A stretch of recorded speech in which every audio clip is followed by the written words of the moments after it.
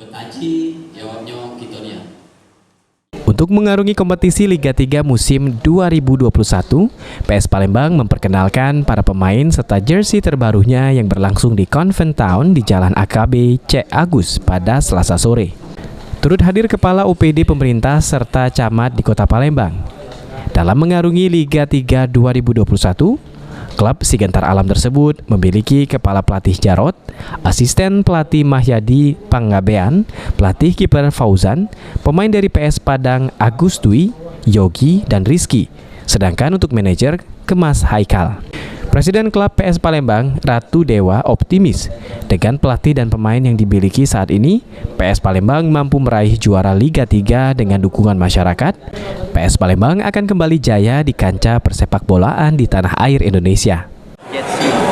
Dan juga ada beberapa pemain yang kita rekrut, termasuk hari ini kita menetapkan seorang manajer persiapan kita di Liga 3. Maka dari itu ini ada manajer, kami bersama Wapres tetap mensupport, mengawal sehingga kita benar-benar target kita tetap juara Liga 3. Dan maka dari itu kita ingin fokus, konsen penuh dengan para pemain, semuanya kita setting, termasuk beberapa sponsor yang sudah kita miliki. Insya Allah dengan dukungan dari seluruh warga Palembang, mudah-mudahan PS Palembang akan kembali jaya seperti tahun-tahun masa lalu.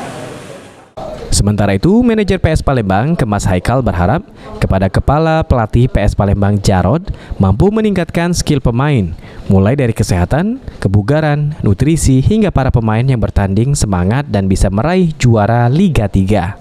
Sejak pelatih Pak Jarod, kita terus meningkatkan skill. Skill itu kan bukan hanya cara bermain, tapi adalah skill, kesehatan, kebugaran, nutrisi, dan lain-lain tetap harus kita jaga. Sehingga para pemain PS Palembang bisa perform, bisa bersaing dengan para pemain-pemain lainnya. Jadi itu aja, kita akan coba build, kita akan coba bangun skill dari pemain itu dari segala sektor.